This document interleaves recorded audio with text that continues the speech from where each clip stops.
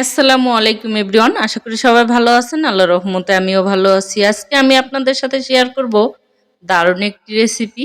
এই যে দেখতে পাচ্ছেন, এখানে বাজার থেকে নিয়ে এসেছে অনেকগুলা গাজর। এই গাজরগুলো দিয়ে আমি আপনাদেরকে একটি দারুণ রেসিপি শেয়ার করব। এখানে আমি সবগুলো গাজর ভালো করে ছিলে আমি পরিষ্কার করে নিব, কারণ আজকে আমি গাজর দিয়ে তৈরি করব দারুণ স্বাদের গাজরের হালুয়া। এটি কিন্তু খেতে খুবই টেস্টি, আর সামান্য উপকরণ দিয়ে এত লোভনীয় গাজরের হালুয়াটি আমি আপনাদের সাথে তৈরি করে দেখাবো। এই যে দেখুন, আমি সম্পূর্ণ গাজরগুলোকে একদম সিলে পরিষ্কার করে ধুয়ে চকচক করে নিয়েছি। এখন আমি এই গ্রেটার দিয়ে সবগুলো গাজর একদম কুচিয়ে নেব। এই গাজরের এগুলো কিন্তু ভালো করে মিহি করেই কুচাতে হবে। আমি এইখানে ছোট সাইজের যে কাটারটা সেই পাশ দিয়েই সম্পূর্ণ গাজরগুলো আমি কিন্তু কুচিয়ে নিলাম। দেখুন, এই যে সম্পূর্ণ গাজর আমার কুচানো শেষ। এখন আমি এটাকে রান্না করতে যাব চুলায়। এই যে আসলাম প্যানে, আমি ফার্স্টে দিয়ে দিলাম ঘি। এই ঘিতেই আজকের এই গাজরের হালুয়া আমি তৈরি করব। এখানে প্রথমে আমি ঘিয়ে কাজু বাদাম ভেজে মচমচা করে নিব, আর কিছু দিয়ে দিব কিশমিশ। আমি সবগুলো ঘিয়ে আমি ভেজে একদম সুন্দর করে নিব, কারণ এটি ঘিয়ে ভাজলে খুবই সুন্দর একটা ফ্লেভার হয়, আর খেতেও খুবই টেস্টি। আমি তাই সবসময় চেষ্টা করি একটু ঘিতেই এগুলি ভেজে নেওয়ার। আপনারা চাইলে তেলেও করতে পারেন, কিন্তু তেলের টেস্টের থেকে ঘিয়ের ফ্লেভারটা বেশি টেস্টি হয়। তাই ঘি দিয়েই চেষ্টা করবেন, কারণ ঘি দিয়ে তৈরি করলে কিন্তু খাবারের মান অনেক গুণেই বেড়ে যায় টেস্ট। তাই আমি এই ঘি দিয়েই সবগুলো ভেজে একদম লাল লাল করে মচমচা করে নিলাম। দেখুন, আমার কিন্তু ভাজা শেষ। এখন আমি আরেকটু ঘি দিয়ে দিচ্ছি প্যানে। এই ঘিতেই আমি কিন্তু গাজরের হালুয়াটা তৈরি করব। এই যে দেখুন, এখন আমি এতে দিয়ে দিচ্ছি 2 টুকরো তেজপাতা। তেজপাতাটা আমি একটা তেজপাতা ভালো করে ধুয়ে 4 টুকরো করে দিয়ে দিলাম। এখন আমি দিয়ে দিচ্ছি গাজরগুলি। গাজরগুলো কিন্তু আমি আগেই ধুয়ে পরিষ্কার করে নিয়েছি। পরবর্তীতে আর পানি দিয়ে ধুইনি, কারণ পরে যদি আমি পানি দিয়ে ধুইতাম তাহলে কিন্তু এখানে আরও বেশি পানি ছেড়ে দিত, আর এর টেস্টটা নষ্ট হয়ে যেত আর নরম হয়ে যেত।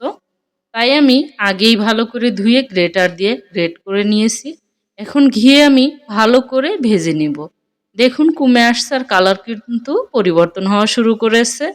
এইখানে ভালো করে ভেজে নেওয়ার চেষ্টা করবেন, পানিটা যে পর্যন্ত না শুকিয়ে যায় ওই পর্যন্ত। এখন আমি দিয়ে দিচ্ছি চিনি। এইখানে চিনিটা কিন্তু আপনাদের পছন্দ মতো দিবেন, যে বেশি চিনি মিষ্টি খাইলে সে বেশি দিবেন, আর যে কম খাবেন সে কম দিবেন। এখানে আমি 3 চামচ চিনি দিয়ে দিলাম, কারণ এখানে আমার 1 কেজি পরিমাণ গাজর আছে। তাই আমি মিডিয়াম মিষ্টি পছন্দ করি। আমার বাচ্চারাও তেমন মিষ্টি পছন্দ করে না, আমার হাজব্যান্ডও, আর আমিও না। তাই মিডিয়াম মিষ্টির জন্য অল্প পরিমাণে দিয়ে দিলাম। আপনারা আরও চিনি যদি বেশি বাড়িয়ে দিতে চান দিতে পারবেন। এখন এই যে আমি ভালো করে মিশিয়ে নিয়েছি। চিনিটা কিন্তু গলে একদম দেখুন আঠালো হয়ে গিয়েছে।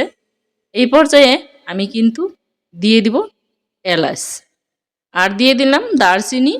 এবার দিয়ে দিলাম 4টা লবঙ্গ, দিয়ে আবারও ভালো করে মিশিয়ে নিব। কারণ এইখানে আমি কিন্তু এই এলাচটা একটু থেতো করে বিচিটা ভেঙে দিয়েছি, যাতে পুরোপুরি এলাচের ফ্লেভারটা মিশে যায়। এই জন্য আমি এটা সবসময় একটু বিচিটা ভেঙেই দেওয়ার চেষ্টা করি। আর এই যে এখন দিয়ে দিলাম সামান্য পরিমাণ লবণ। লবণটা মিষ্টির ব্যালেন্স আসবে, আর খেতেও দারুণ হয়। অনেকেই আছে চিনি দিলে আর লবণ দেয় না। আমি সবসময় মিষ্টি খাবারে একটু লবণ দিই, যাতে এর টেস্টটা ভালো আসে, আর খেতে একটু পানসা পানসা ভাব থাকে না। সবসময় আমি চিনি দিলেও লবণ দিই। আপনারাও দিতে পারেন, আর যদি না দেন তারা স্কিপ করতে পারেন। এই পর্যায়ে আমি দিয়ে দিচ্ছি গুঁড়া দুধ। 1 কাপ গুঁড়া দুধ দিয়ে দিলাম টেস্টের জন্য। আপনারা চাইলে এখানে লিকুইড দুধও দিতে পারবেন, কারণ গুঁড়া দুধ দিলে এর যে পানিটা ছাড়বে না, আর সুন্দর আঠালো ভাবটাই থাকবে। আর গুঁড়া দুধের তো সুন্দর, এটা কিন্তু ফুল ক্রিম দুধ, এ দিলে সুন্দর একটা মাখানো মাখানো ভাব হবে, আর খেতে কিন্তু মখমলি একটা সফটনেস হয়। আর লিকুইড দুধ দিলে অত বেশি টেস্ট হয় না, দিলে আর কি সিদ্ধ হয়ে একদম নরম হয়ে আবারও আঠালো করতে অনেক সময় লাগবে। চেষ্টা করবেন সবসময় গুঁড়া দুধটাই দিতে। এখন আমি মিশানো শেষ, দিয়ে দিচ্ছি সেই ঘিয়ে ভাজা বাদামগুলি ভালো করে একটু ভেঙে দিচ্ছি। দেখুন বাদাম আর কিশমিশটা একটু চটকে মিহি করে নিচ্ছি গুঁড়ো গুঁড়ো, যাতে পরবর্তীতে মুখে লাগে। প্রতিটা বাইটেই একদম বাদামের যে একটা টেস্ট সেটা মুখে পড়বে বাদামের টুকরোগুলো। তাই আমি হাতে একটু ক্রাশ করে নিলাম। আপনারা আস্ত দিতে পারেন, আস্ত দিলেও হবে, কিন্তু আমি এটা একটু ভেঙে দিলাম, কারণ পুরোপুরি সম্পূর্ণটাতে ভালোভাবে যেন বাদামটা মিশে যায় আর প্রতিটা বাইটে যেন কামড় লাগে এই বাদামটা খুবই মজার লাগে। এই জন্য আমি এইভাবেই দিয়ে দিলাম। আমার কিন্তু রান্না হয়ে গিয়েছে, দেখুন আঠালো ভাব হয়ে গেছে, একদম মিহি হয়েও কিন্তু মিশে গিয়েছে। আপনারা সবসময় এইভাবেই চেষ্টা করবেন। আর এখন আমি আরেকটু ঘি দিয়ে দিচ্ছি। ঘিটা কিন্তু পরবর্তীতে আরেকটু দিলে সুন্দর একটা ফ্লেভার হবে। আর কে কোথা থেকে আমার এই ভিডিওটি দেখছেন অবশ্যই কমেন্ট করে জানাবেন। আর আমার এই ভিডিওটি কেমন লাগলো তাও জানাবেন। আর ভিডিওটি শেয়ার দিয়ে আমার পাশে থাকবেন, অন্যকে দেখার সুযোগ করে দিবেন।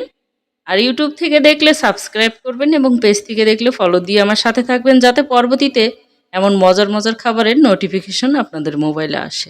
আর এইখানে আমি 5-6টা কাঠবাদাম আমন্ড যেটা সেটা কুচি করে নিয়ে আরেকটু উপরে ছিটিয়ে দিলাম। আর একটু ভালো টেস্টের জন্য এই বাদামে কিন্তু খুবই সুন্দর একটা কামড়ে কামড়ে যদি এই বাদামটার দাঁতের নিচে পড়ে তাহলে কিন্তু খেতে খুবই মজা। তাই আমি আরেকটু এই বাদামটাও দিয়ে দিলাম। এটি কিন্তু আমি ভেজে নেইনি, এটা কাঁচা, তাই আমি একটু কুচি করে কেটে দিয়েছি। আর একটু ভালো করে এই যে মিশিয়ে নিলাম। দেখুন কি সুন্দর একটা ঘিয়ের একটা ফ্লেভার বের হয়েছে, আর খেতে কিন্তু খুবই টেস্টি আর খুবই মজার। আপনারাও অবশ্যই এই গাজরের সিজন, এখন বাজারে প্রচুর পরিমাণে গাজর পাওয়া যায়, অবশ্যই এই রেসিপিটি একদিন ফলো করবেন, খেয়ে দেখবেন কেমন লাগলো। আর অবশ্যই কমেন্টে জানাবেন। আমার রান্না শেষ, আমি কিন্তু চুলাটা অফ করে দিয়েছি, এবার পরিবেশন করে নিচ্ছি। এই যে দেখুন হয়ে গিয়েছে আমার রান্না। ধন্যবাদ সবাইকে আমার সাথে থাকার জন্য। Thanks for watching. আল্লাহ হাফেজ।